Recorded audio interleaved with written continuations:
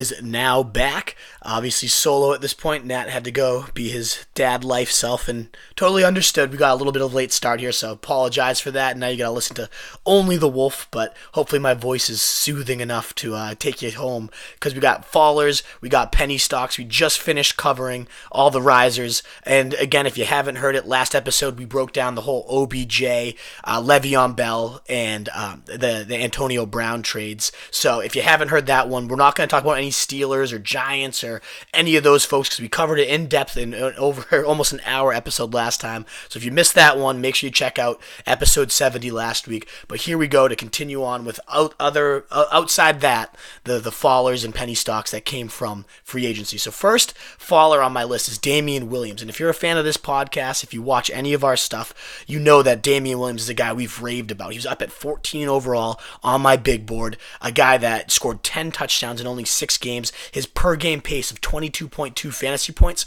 was behind only Todd Gurley last year as a starter. So this guy was insane. And yes, he's a pretty solid talent, but that's obviously more so a product of being in the biggest juggernaut offense in the league, the Chiefs, and just being in Andy Reid's kind of workhorse role where he peppers them with targets, he peppers them with carries, he loves and prefers one guy. So we were all about Damien Williams because entering the draft and everything, the GM said this is Damien Williams' job to lose, and he's our guy. So nobody was higher than us. We were about 40 spots higher on the ECR on Damien Williams than everybody else. And now I'm starting to question that because Carlos Hyde has been brought in. And I think a lot of people are not making nearly enough about this news as they should be because Carlos Hyde's a damn good back. And everyone's saying he's not a 3-down guy, he can't do it. Well, Carlos Hyde just 2 years ago, 2017, caught 59 passes on 88 targets under Shanahan when he was finally used as a receiver. So I don't think it's necessarily that the guy can't catch. It's just he's been underutilized outside that season. And he dominated as a pass catcher during that year. Got a lot of yards after the catch, trucked some people in the open field, was pretty dangerous. And Damien Williams himself was a guy who's already said, I couldn't catch back in the day. He couldn't catch screen passes. His his high school coach made fun of him and said, I can't believe what I'm seeing out of you right now because you couldn't even turn around and catch a screen in high school. We couldn't even use you. We would have had a bunch more wins if we knew you could do stuff like that. So Williams talked about how he hit the jugs a lot while at Oklahoma, and then especially under Andy Reid, just practiced every single day after, outside of practice, doing a ton of that work that he needed to do. So they coached him up in Kansas City. They know how to squeeze the most out of their receiving backs. So who says Hyde can't take on to that coaching and suddenly take this role? I think he's a better runner overall, Hyde is, than Damien Williams. And with this line, with this overall offense, if Hyde takes this job, he's going to be the one that ends up being that true RB1. So it's just definitely a little bit sketchier here for Damien Williams. His volume score goes from that robust 23 or so under Andy Reid to take a nice 6-7 point drop because we don't know exactly how this is going to be distributed. The way I'm going to approach this situation is just drafting both guys because Damien Williams is already a screaming value, and now I rank him more alongside the ECR. I think I'm still about 10 points higher, around my 35, 36 range, the end of the third round, because the upside is so humongous. Again, the number 2 back behind Gurley in points per game when he was the actual starter. So the upside is untouchable, and again, it's part of the system too, so that means I need to get Hyde as well. So if it costs me a 3rd and 8th round pick, I'm locking up this entire backfield, making sure I know, giving my best shot at getting the lead back in the Kansas City offense. It's going to be an RB1 because of how explosive everything is, and if it only costs you a 3rd and 8th round pick to secure that, all the better. The only way that kind of just falls flat and explodes all over your face is if it becomes a disgusting committee and you can't trust one guy week in and week out, but that's never been the case under Andy Reid. I don't know if he's going to just suddenly change his philosophy now. So I think one of these two, Hyde or Williams, will be a true RB1 and true workhorse in this explosive scheme. And the way I'm approaching it now is draft both guys.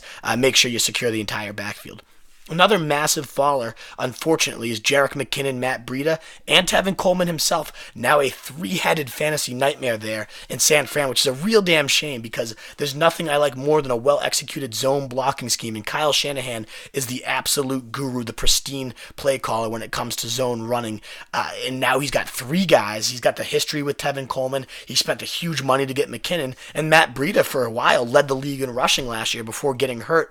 So what do? You got 3 very talented backs. You imagine all three are going to be active on game day. Maybe, just maybe, one of these guys departs. McKinnon, I think if they cut him or trade him within a certain time period now, they wouldn't take any cap hit, and they gave this guy a massive contract, so if anyone's going to be gone, it'd be him. But maybe it's one of those things where they got Coleman on such a team-friendly deal. I think it was about $8.6 million is the reported value on that. They just couldn't pass it up. No, Shanahan knew what to expect from this guy after their days in Atlanta, so it's tricky. And all three of them are pretty adept receivers, especially McKinnon and especially Coleman, who runs routes very well for a running back. So it's just very tricky. How is this going to be divided up? We know the scheme is valuable and churns out running back one horses often. In fact, since 2008, all of Shanahan's running backs, they've either been top 7 guys or they've been bottom like 28 to 36 range because they've been trapped in committees. So this is looking much more like those sickening days where it's like a RB34, an RB29, and a RB37, and they all are similar values, but none of them actually usable in fantasy.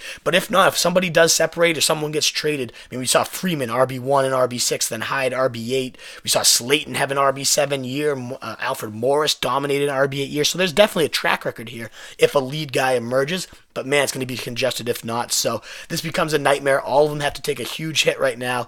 Still interesting stashes if you can get them at a good enough value, because if one guy does emerge, let's say it's Coleman because of their Falcon connections, then yeah, he's going to blow up. So somebody could explode if they take over the reins. But right now it does not look clear at all. And this is a huge hit for all these guys, which could have been a much better situation for everybody if Coleman went to like the Bucks or someone with an open backfield.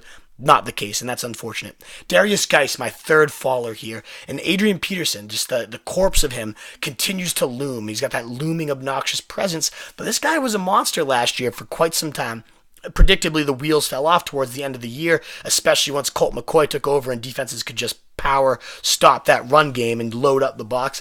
AP became nothing, but overall the guy had as shocking of a season as any of us could imagine. Potential comeback player of the year talk last year, and he's not just going to fade into the night. The coach Jay Gruden already was talking about Guice as a 3-down guy, someone you don't have to take off the field. And then he goes and signs Peterson. Like, is this just a handcuff? Is this just an insurance policy? Or is this going to be a committee? I do need to know more.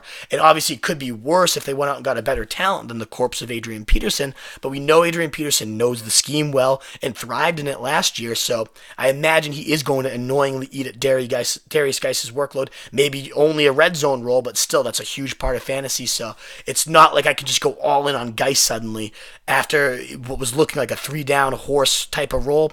And then, the quarterback situation with Keenum, that's going to be hideous. This backfield just got a lot more disgusting to me, and Guice takes a decent hit on my rankings. Some honorable mentions in terms of fallers from free agency.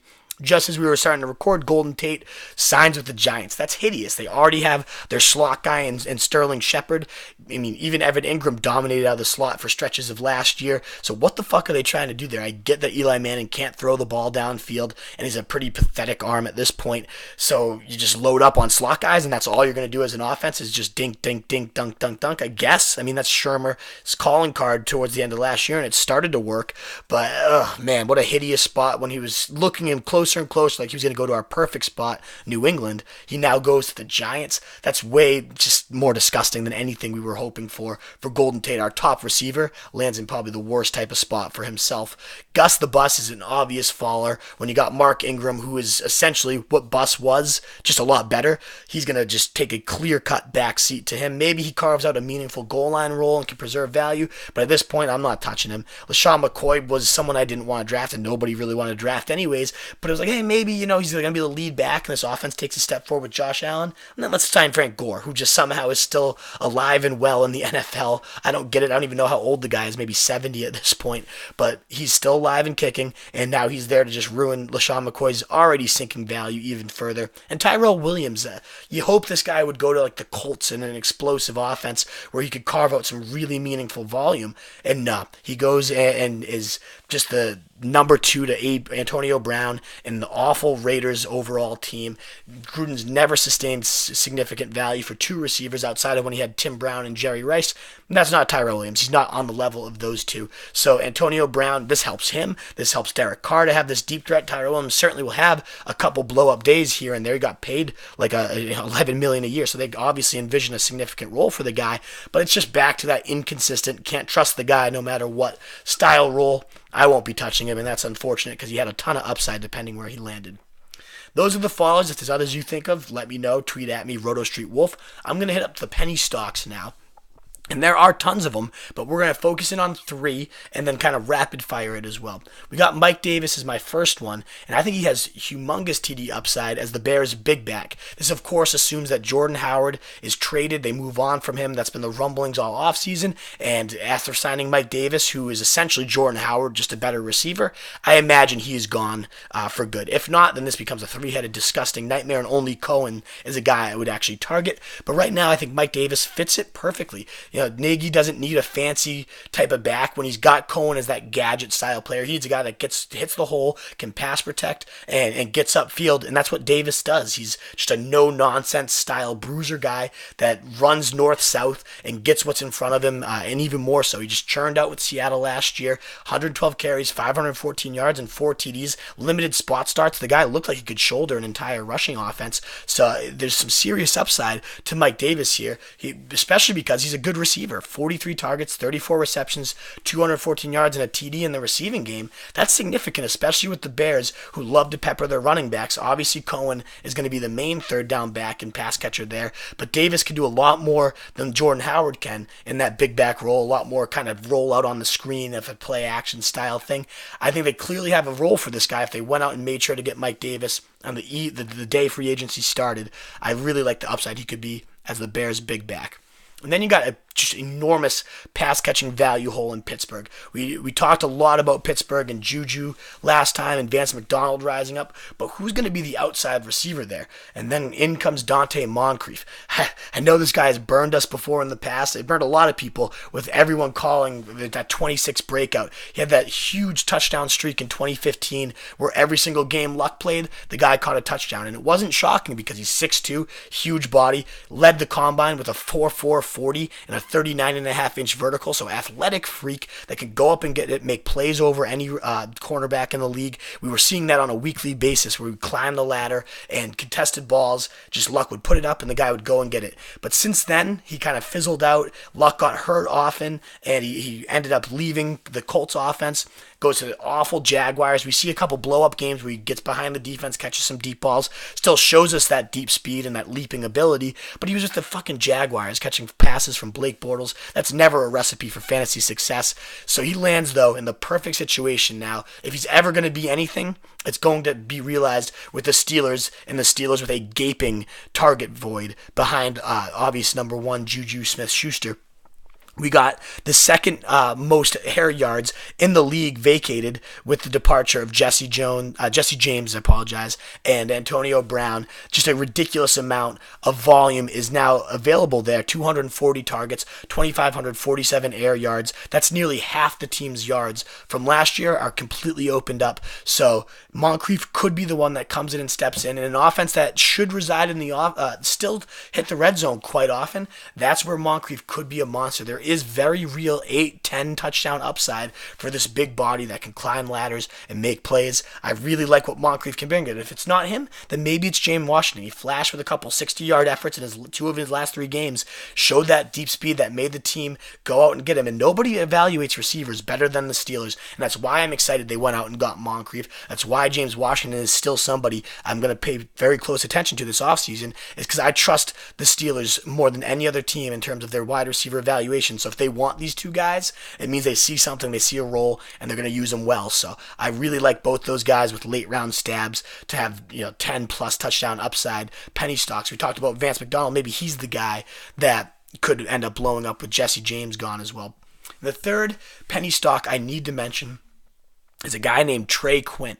He's Case Keenum. The reason I mentioned Trey Quinn, Redskins, if you didn't know what team he played for. If you listen to us to this, probably the offseason, you probably know who Trey Quinn is. But if not, he's the slot receiver for the Redskins. We just had Jamison Crowder and Maurice Harris, 2 of their top targets from last year, depart. And Trey Quinn, when those guys were out, scored, I think, in 3 straight weeks last year. I forgot to record exactly his totals once Crowder and Maurice Harris were removed. And he is the clear-cut slot guy now for this offense, and Case Keenum is what we like to call a slot slut. He peppers the slot more than any quarterback in the league, and that's been for 2 straight seasons. He's led the league in slot targets, relentlessly targeting Emmanuel Sanders last year until he went down. We absolutely loved Sanders once he moved to the slot because of how much Keenum targeted Adam Thielen in 2017, the year before. He led the league with 25% slot target share for Thielen.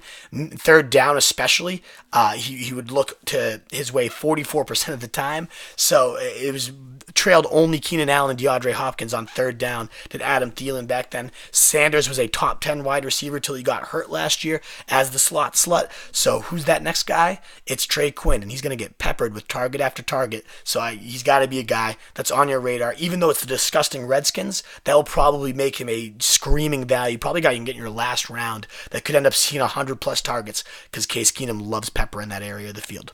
Other honorable mentions, you got Devin Funchess going to the Colts. They had a clear-cut need at number 2 receiver, and he's going to be the guy on a 1-year contract to try to prove his worth. What a smart move by him. Go play with Andrew Luck. Go play in this explosive overall offense that will maximize your big red zone body. This guy can make those contested catches, just kind of like a Moncrief I was raving about, an offense that should reside in the red zone quite often. Devin Funchess has the perfect body to dominate in that style. We got Breshad Perriman becoming Bruce Arians' new lid lifter. His offense requires, whether it was John Brown a couple years ago, it's always required, Santonio Holmes, all those guys in Pittsburgh, it's always needed a guy that can just streak down the field and make humongous catches.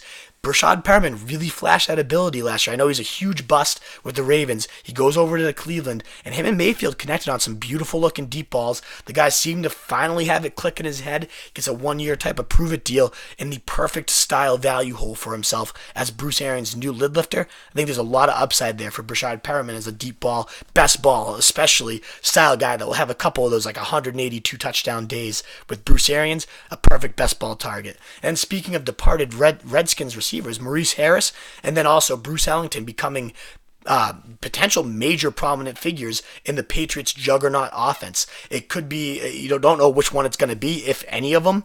Neither one is guaranteed a roster spot because they're kind of nobodies at this point. But I loved Harris last year for a solid stretch where he was getting peppered time and time again with the Redskins. He looked smooth in his routes. He was very reliable, dependable, where he's supposed to be. That's perfect for the New England system. And Bruce Ellington had 31 catches in only 7 games. Very quick in the intermediate games, caught 2 touchdowns against the Patriots in 2 games last year against them. So this guy knows how to get behind the Patriots defense. He knows how to work the short and intermediate range. Both of those skill sets are completely necessary in the Patriots offense. And there's nobody else really there to catch targets. Obviously, you got Julian Edelman, and everybody else seems to be departing. Philip Dorsett did return on a 1-year deal as well, so he needs to be lumped in this conversation as well. The latest rumblings are Gronk is going to return too, so that would change some things as well. But especially if Gronk is gone, there'll be a massive target void, a huge slices of the aerial pie from Tom Brady, the best to ever play the game, will be available if Gronk retires too. And it could be Maurice Harris, could be Ellington, could be Dorsett. I don't know which one it will be, but I'm willing to take best ball stabs on any of the 3 in the hopes of landing the right one. That's all about it. We still have some interesting developments to take place here. It might not be till rookies come in, but we got the Tampa Bay backfield still wide open, and maybe it remains Peyton Barber come the season, and that guy just shoots into the round 5 or 6. You got to keep him on your radar as well. That's our number 2 value hole, and it's still wide open. Jay Ajayi, our 5th most important free agent, is unsigned. Latest is he's going to go visit the Colts. God, I hope that doesn't happen because that ruins Marlon Mack's beautiful value. It doesn't ruin it, but at least it puts a taint on it, especially if Ajayi carves out a big back type of touchdown role. We know Reich does like his committees, so that would really suck if he goes and ruins Marlon Mack. Other than that, most of the dominoes have fallen at this point, so we have some value holes left, a couple decent names. The draft, though, will obviously answer a lot of these questions. If you liked what you heard, please smash that subscribe button. Please leave us a review. Even if you hated it, that would mean the world. Give us 1 star. That's fine. I just would love to hear from you guys and know what we can do better or what we're doing well to help you guys out, because this is the Fantasy Fullback Dive. We're paving your path to 2019 titles, and it starts now with knowing all these riser fallers in this stock market that never sleeps. If you want to interact with me personally, it's at RotoStreetWolf on Twitter or Snapchat. Our main page is rotostreetjournal.com. We have home bases on Facebook, Roto Street Journal, and Instagram, Roto Street Journal. We're bringing back the Sunday fantasy tailgate this week. Me and CJ getting it going to break down all this fantasy stuff for free agency as well. So if you want to interact and have a back and forth Q&A style show, make sure you tune in Sunday, 11 a.m. Eastern time. We will be live with our usual slot. So hopefully we get all our raving fans back, because we loved having you guys. We had great Sunday times, and we want to get the good times rolling again. So tune back in, and Roto ST Journal on Twitter as well. Again, Fantasy Fullback Dive though. Hope you subscribe. Hope you like what you heard, and let us know. I'm the Wolf, and I'm out. Take it easy, guys.